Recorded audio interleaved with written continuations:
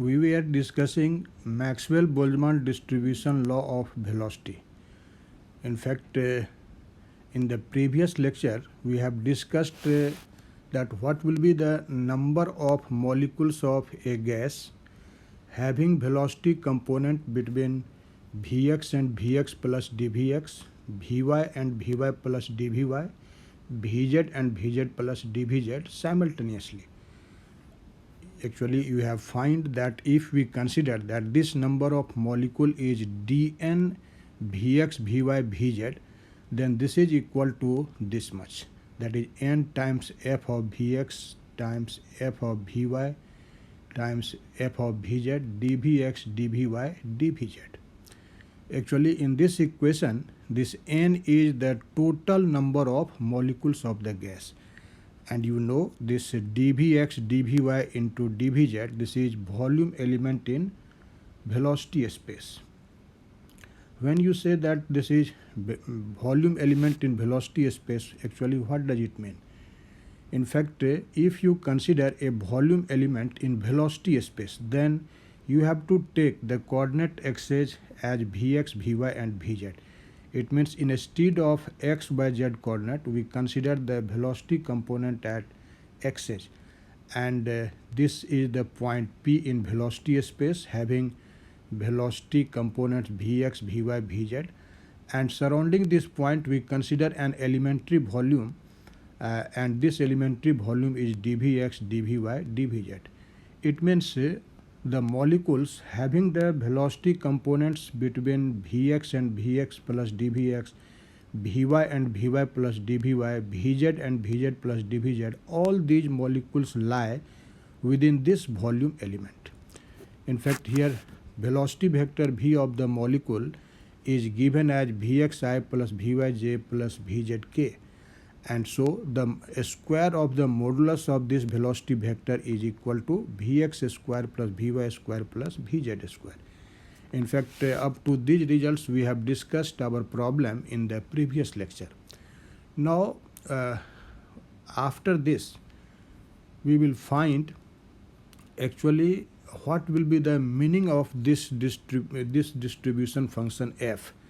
As I have told you in the first lecture, that this equation A is actually the Maxwell's velocity distribution law, but the actual meaning of function f is not known.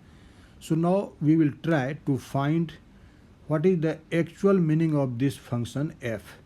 And for this, first of all, see here that you have considered that V is equal to Vxi plus Vyj plus Vzk. It means the number which we have defined here in this equation A, that is dn Vx, Vy, Vz, this number may be expressed as a function of velocity vector V2.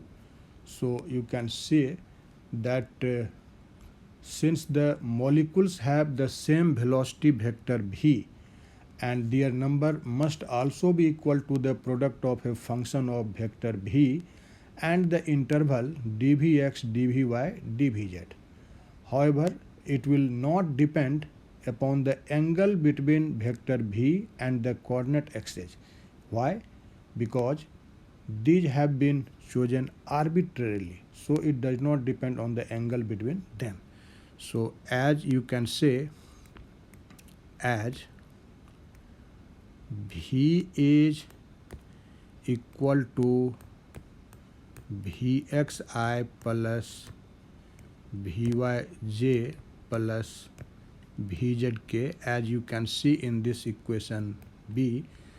So we can write that dn Vx, Vy, Vz, this is also this may also be written as n into a new function, let us say capital F, of vector V times dVx, dVy, dVz.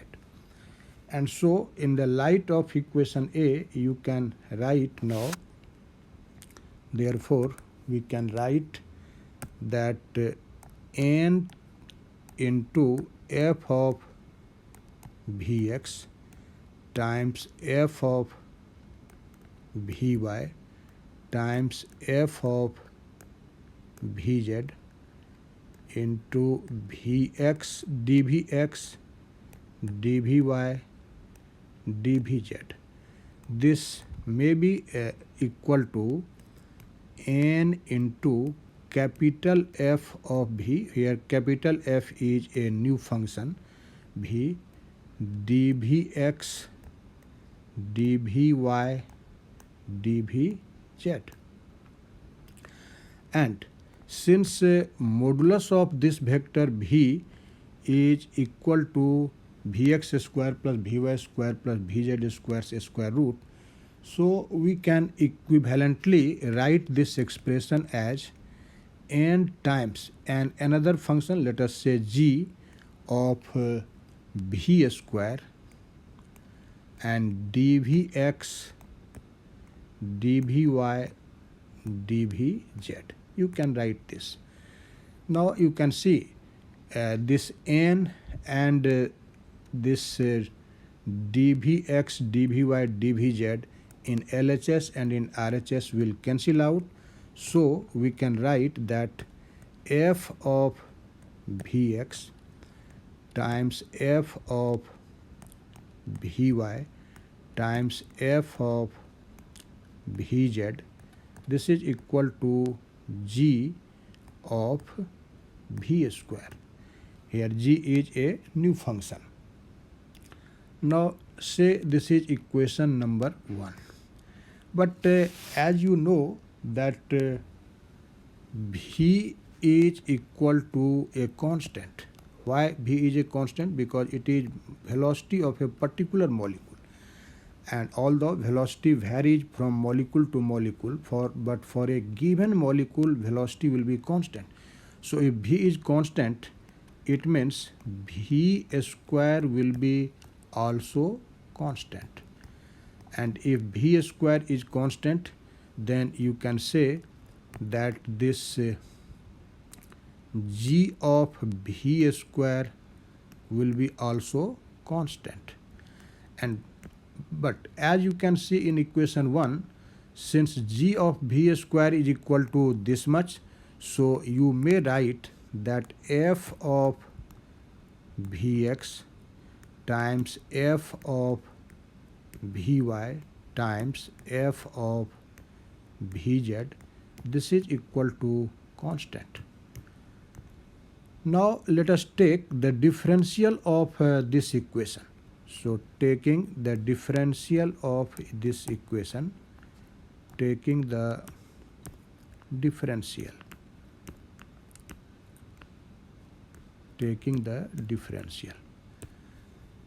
remember I am taking differential, not I am going to differentiate it.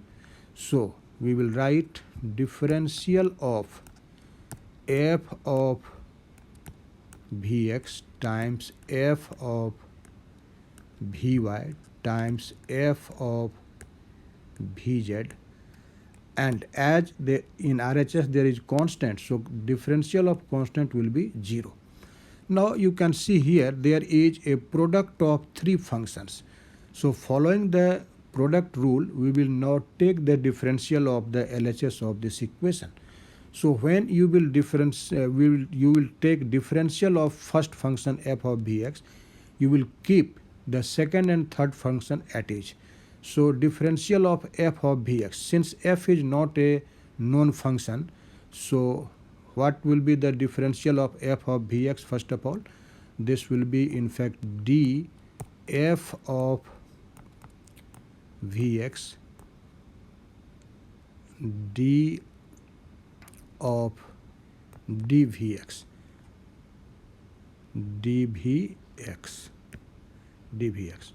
times f of Vy times f of Vz plus, now we will take the differential of f of Vy. So differential of f of Vy, this is df of Vy dVy dvy, because I am taking differential, so we multiply by dvx and dvy times f of vx times f of vz plus, now take the differential of f of vz, so this will be df of vz dvz times dvz f of vx times f of vy, and this is equal to 0. Now, as I have told you that f is not a known function, so when you say df of vx by dvx, we will simply write it f prime of vx, because f is not a known function. So this is f prime of vx dvx times f of vy times f of vz plus, again df of vy by dvy, it will be written as f prime of vy dvy f of vx times f of vz plus, this will be f prime of vz dvz times f of vx times f of vy, and this is equal to 0. Now you can see this is a differential equation of first order, but each and every term contains the function of vx, vy and vz. We will actually solve this equation by method of variable separation, and for using the method of variable separation, definitely each term should contain a function of only one variable, and for this we simply use a simple algebra. To separate the variable, we will simply divide this equation throughout by the product f of vx times f of vy times f of vz. So to separate the variables,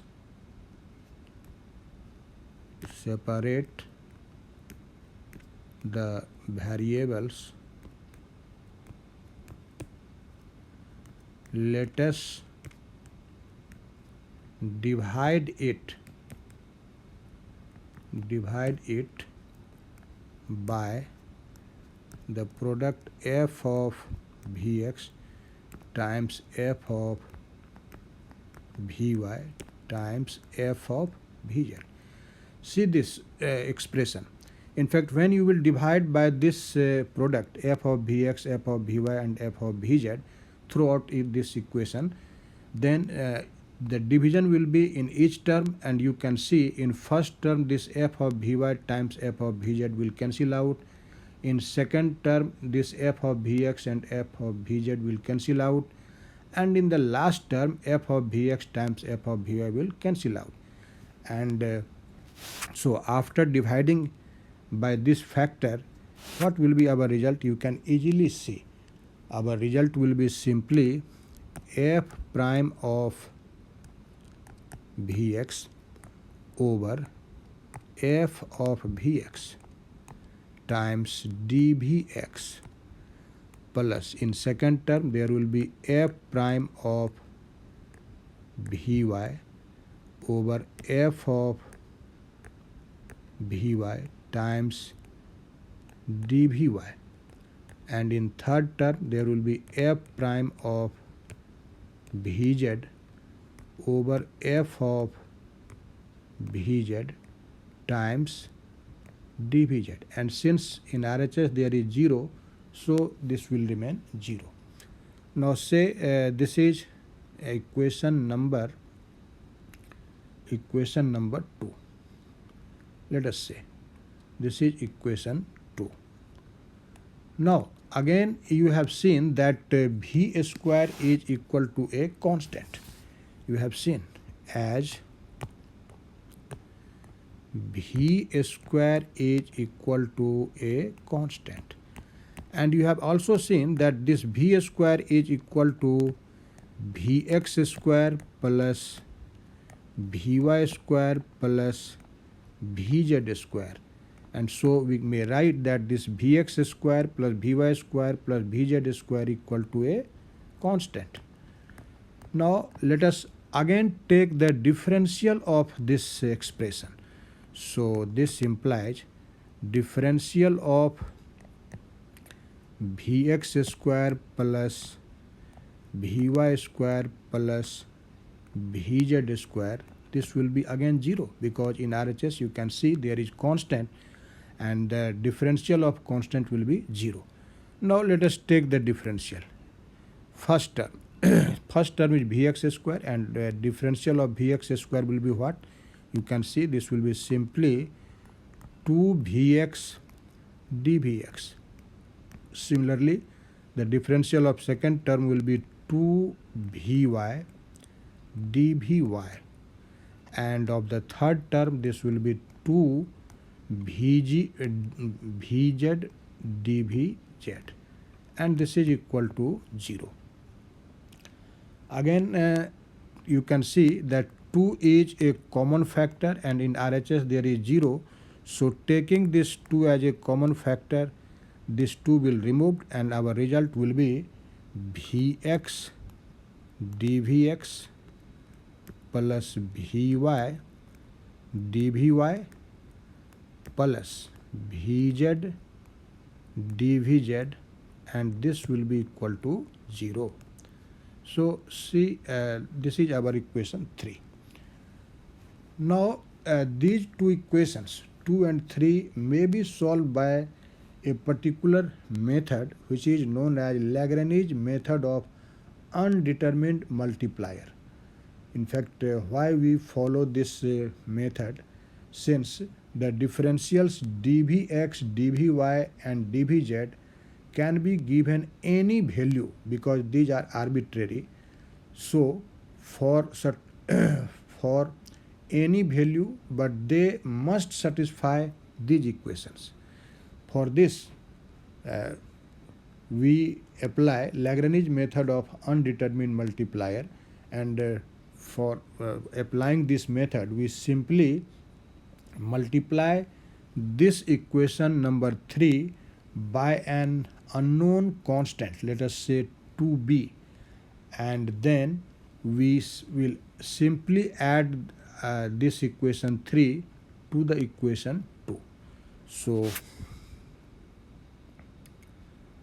you can say following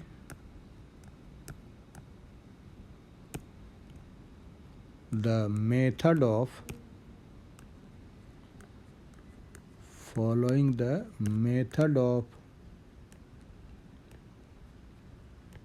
Lagrange undetermined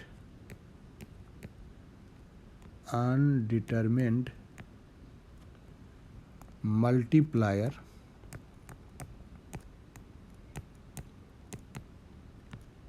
we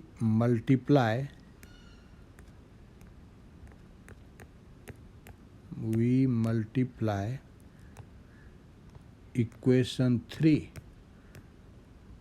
by 2b, and then add it to equation 2. We get what will be your result, you can see easily. In fact, in each term of equation 3 we will multiply by 2b, and after multiplying by 2b we will add this equation 3 to the equation 2. This is equation 2. Then you can see that in fact this dvx in first term will be a common factor, dvy and dvz will be common factor in second and third terms. So what will be our result? You can see easily our result will be f prime of vx over f over f of Vx plus 2b times Vx and dVx will be a common factor in first term. Similarly, in second term, we will have f prime of Vy over f of Vy plus 2b Vy times dVy, and in the last term there will be f prime of Vz over f of Vz plus 2b Vz times dVz, and this is equal to 0. Now, as I have told you that these dVx, dVy and dVz are actually arbitrary, and so we can choose any value of dVx, dVy and dVz. So if all values of dVx, dVy and dVz satisfy this equation, this will be possible only when only when the coefficient of dVx and dVy and dVz will be separately vanish. So in fact, such equation in mathematics is called identity, and for the validity of this identity it is necessary that for all values of dVx, dVy and dVz this equation will be satisfied only when the multiple or coefficient of dVx, dVy and dVz will vanish separately. So you can say as dVx, dVy and dVz are arbitrary. So we have what we will have. Actually, this term is inside the square bracket must vanish. In fact, all the terms inside the square bracket must vanish separately, and so you can write now three equations.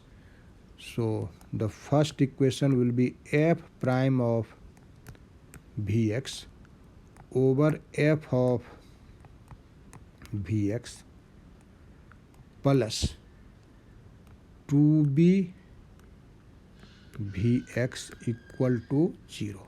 Let us say this is equation A. Similarly, we will have f prime of Vy over f of Vy plus 2b Vy equal to 0, and f prime of Vz over f of Vz plus 2b Vz, this will be equal to 0, and this is your equation number 4. Yes, this is equation number 4. Now you can see that these equations defined in equation 4 is actually a differential equation of first order, and so we can easily solve these equations by simply integrating.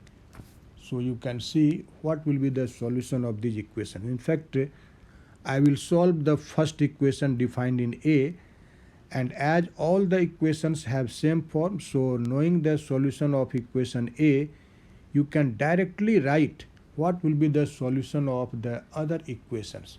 So now let us solve the first equation, that is equation defined in 4A. So now f prime of Vx, f prime of Vx over f of Vx plus 2b Vx equal to 0. and you may write it as f prime of Vx over f of Vx equal to minus 2b Vx minus 2b Vx.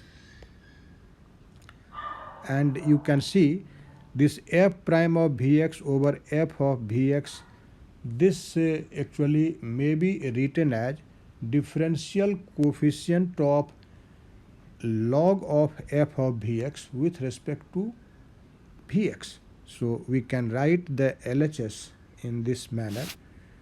So this implies, this is simply d dvx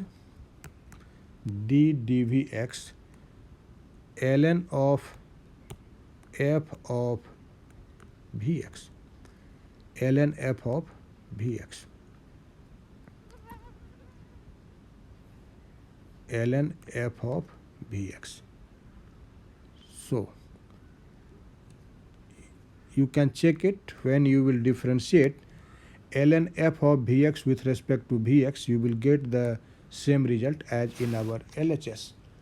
And so we have written like this, and this is equal to what? See here the RHS, this is minus 2b Vx, this is minus 2b Vx.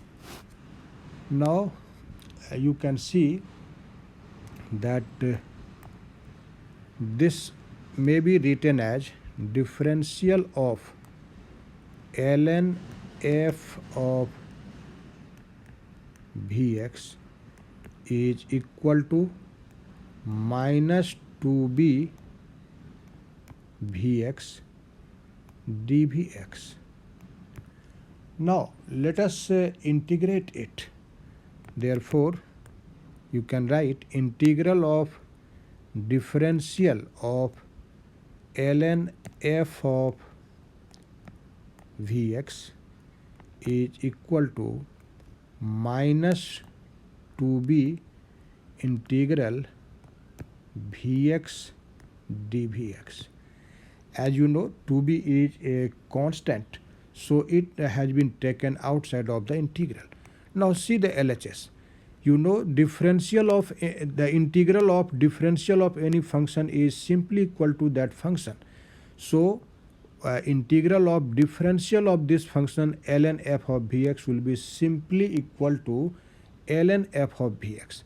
So this is ln f of Vx, and this is minus 2b, and integral of Vx, this will be in fact Vx square over 2 plus an integration constant. We write this integration constant as ln a.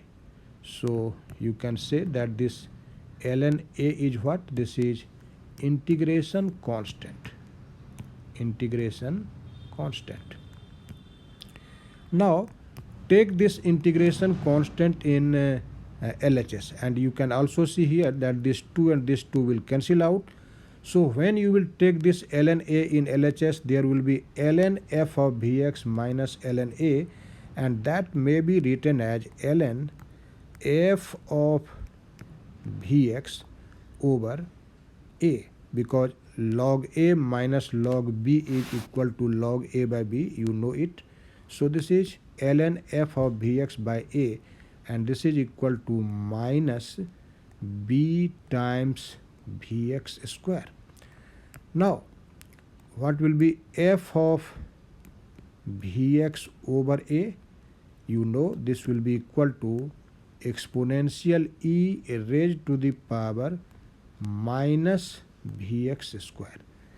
And from here we can easily find the value of function f of Vx, and so you can write, therefore f of Vx will be equal to a e to the power minus b Vx square, a e to the power minus b Vx square.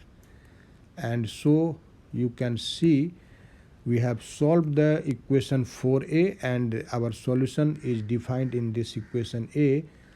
And now in the light of this solution we can directly write what will be the solution of equation defined in 4b and 4c. See these equations. Simply to get the solution of b and c, we will simply change the subscript x to y and z.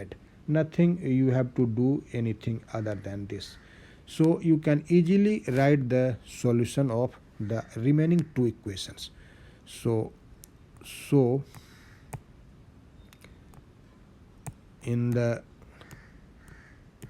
light of this equation, we have solution of 4a and 4b as. What will be the solution? You can directly write f of vy equal to a e to the power minus vy square, and similarly f of vz, this will be a e to the power minus vz square, and say this is equation 5. So we have obtained the values of function of vx, vy and vz. Now after getting these values, we can now easily find the form of the Maxwell's velocity distribution law, which is actually defined in this equation A, which I have mentioned earlier and discussed in the first part of this lecture. So now you can see here what will be the value of this dn vx, vy, vz. We will simply substitute the value of f, this product f of vx times f of vy times f of vz. And so using these results in equation A, we can write the Maxwell's velocity distribution law. So from equation A, now you can write dn vx comma vy comma vz will be what? You can see this will be n times f of vx times f of vy times f of vz. When we will multiply this will be n a to the power 3, that is a cube, times e to the power minus b vx square plus vy square plus vz square times dvx, dvy, dvz. In fact, you can say this is equation number C. This is an important equation because this is actually known as Maxwell's velocity distribution law. Now you know that this vx square plus vy square plus vz square is equal to v square. So equivalently you may write this expression as n a cube e raised to the power minus bv square dvx, dvy, dvz, and say this is equation D. Actually in this is Maxwell's velocity distribution law, and in this equation this quantity n times a cube into e to the power minus bv square, this actually represents the number density. When you say number density, it means this is the number of molecules per unit volume, because you know this is the volume of the volume element, and dn vx, vy, vz, these are the number of molecules contained in this volume element. So definitely this will be number of molecules contained in unit volume, and this number of molecule contained in unit volume is actually known as Maxwell's velocity distribution function. So let us write this important fact.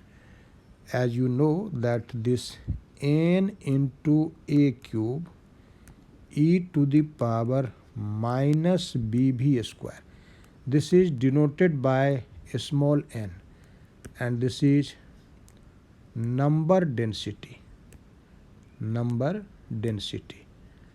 And when you say number density, it means what? That is, this is number of molecules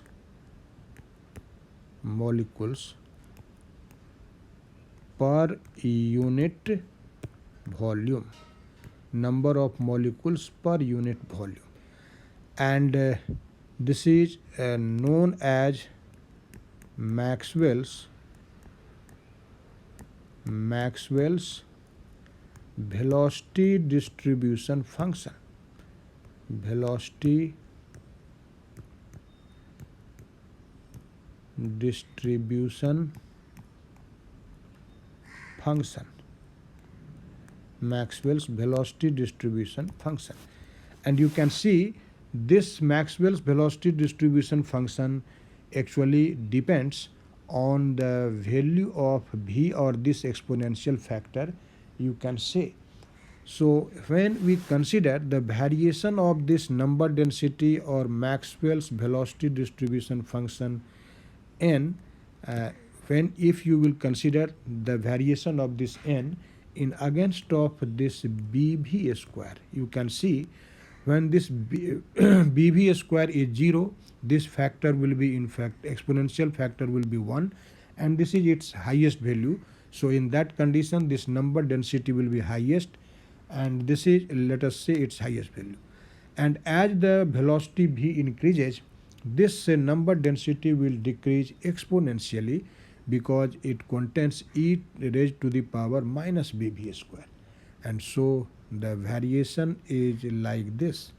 In fact, when v will tend to infinity, then this number will become 0.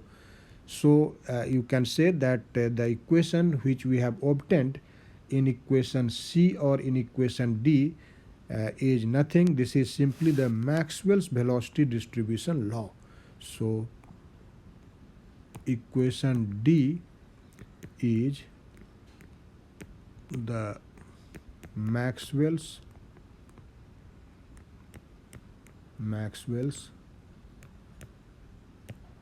velocity distribution law. Now, after knowing this Maxwell's velocity distribution law, you will find that this is not convenient. So actually we will talk about the Maxwell's molecular speed distribution law in the next lecture.